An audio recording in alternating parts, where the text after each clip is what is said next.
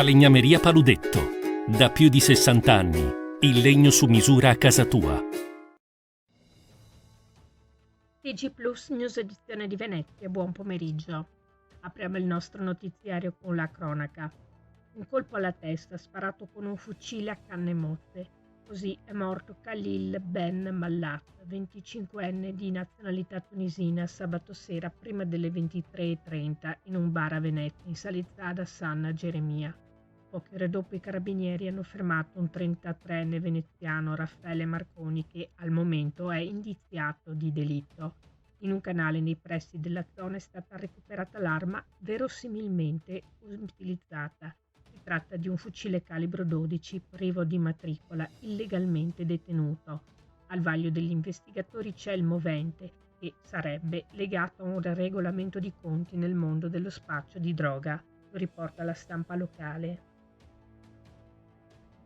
Omicidio di Giulia Cecchettin. Domani, martedì 28 novembre, è previsto l'interrogatorio di garanzia davanti al GIP di Venezia nei confronti di Filippo Turetta, il 21enne indiziato del delitto.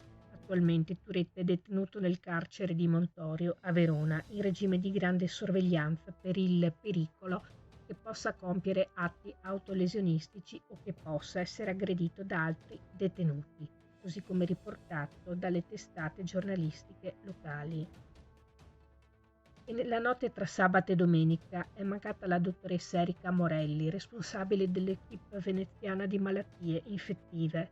La dottoressa Morelli aveva 48 anni ed è deceduta a causa di una grave malattia. Abruzzese di origine, si era specializzata in malattie infettive e tropicali a Padova. Le esequie saranno celebrate oggi, lunedì 27 novembre, nel pomeriggio in provincia di Pescara, dove la dottoressa Morelli si era da poco ritirata per affrontare la malattia. In occasione della giornata internazionale per l'eliminazione della violenza contro le donne, tenuta sabato 25 novembre, la sede del Comando Provinciale Carabinieri di Venezia e delle compagnie di Mestre, San Donà di Piave e Portogruaro della Tenenza di Mira, in collaborazione con Sor Optimist International Club, in ragione del rapporto di collaborazione instauratosi a seguito della realizzazione delle 4 stanze dedicate alle audizioni delle donne vittime di violenza, una stanza tutta per sé, hanno illuminato d'arancione la facciata delle rispettive caserme. Era questa la nostra ultima notizia. Grazie per averci seguiti. Arrivederci.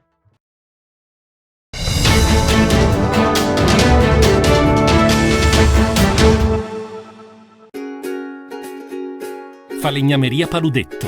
Da più di 60 anni. Il legno su misura a casa tua.